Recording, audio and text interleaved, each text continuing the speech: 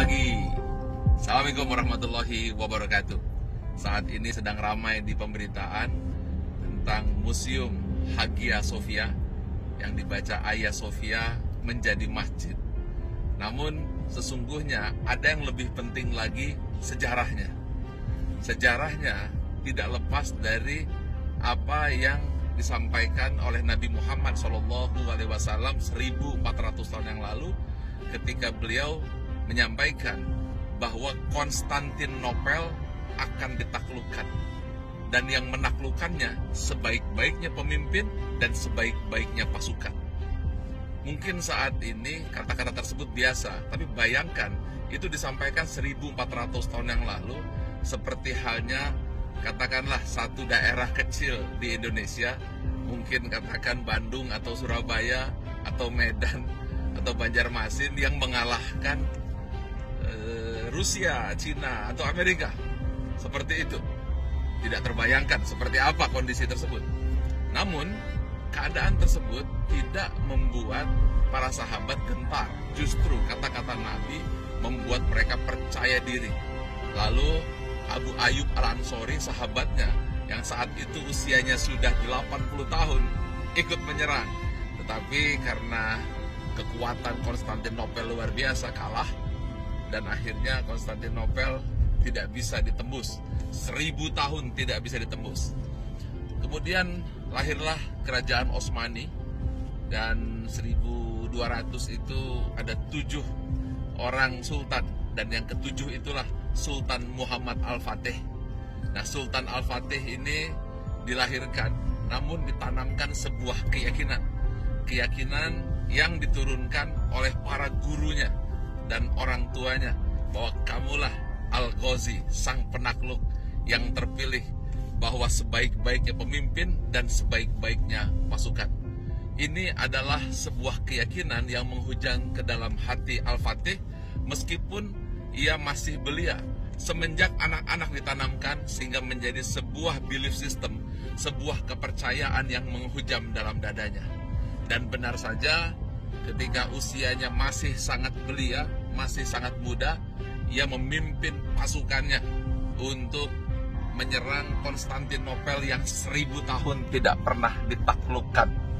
Tentu dengan kekuatan yang luar biasa, sampai ada meriam yang garis tengahnya itu 80 cm, panjangnya 5 meter, ditembakkan, kemudian dibangun lagi oleh Konstantinopel, ditembakkan, dibangun lagi, dan tidak bisa ditembus. 11 kali serangan dan gagal lagi. Mengapa? Karena temboknya itu 3 lapis, lapis 1, lapis 2, lapis 3. Jadi kalau Anda masuk ke lapis 1 masih ada lapis 2 lagi, dan kalau berhasil ada lapis 3 lagi, dan serangan yang begitu dahsyat tidak bisa menembus.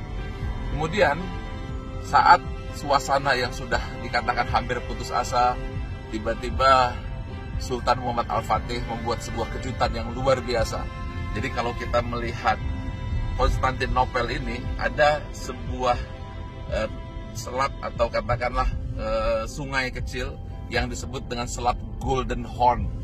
Nah, Golden Horn itu adalah titik yang sebenarnya apabila masuk, itu akan langsung masuk ke jantung Konstantinopel. Tapi dia ditutup oleh rantai. Apa yang dilakukan? Sesuatu yang tak pernah terbayangkan. Sultan Muhammad Al-Fatih membawa 72 kapal lautnya naik ke Bukit Galata. Jadi bayangkan, ini adalah Konstantinopel, di sini ada lautan, di sininya ada bukit, dan 72 kapal dibawa dan langsung masuk ke dalam Selat Golden Horn atau jantung angkatan lautnya Konstantinopel.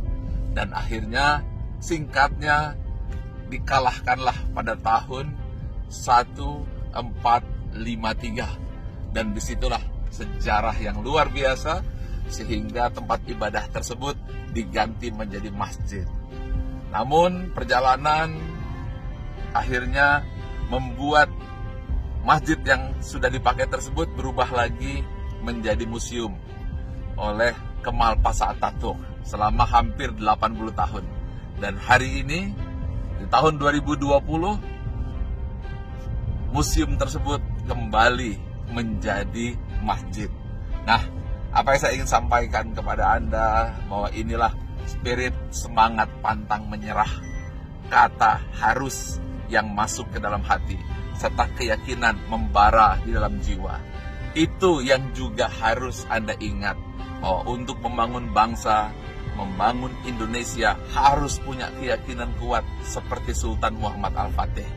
Namun jangan lupa, di dalam lokasi tersebut, di Istana Topkapi, ada sebuah gereja, namanya adalah Hagia Helena, di mana di situ gereja tetap dipertahankan oleh Al-Fatih. Jadi artinya kemenangan ini tetap menjaga kerukunan antar umat beragama. Inilah pelajaran, kunci kekuatan kepercayaan diri yang menghujam, di mana kata-kata Nabi membuat ia percaya dan akhirnya terbukti, namun juga tetap dijaga toleransi. Semoga bermanfaat kisah ini, dan semoga Anda menjadi Al-Fatih muda untuk membangun bangsa, membangun keluarga, membangun Indonesia dengan semangat yang pantang menyerah. Seperti halnya dulu Bung Karno juga pernah katakan, merdeka atau mati. Pagi.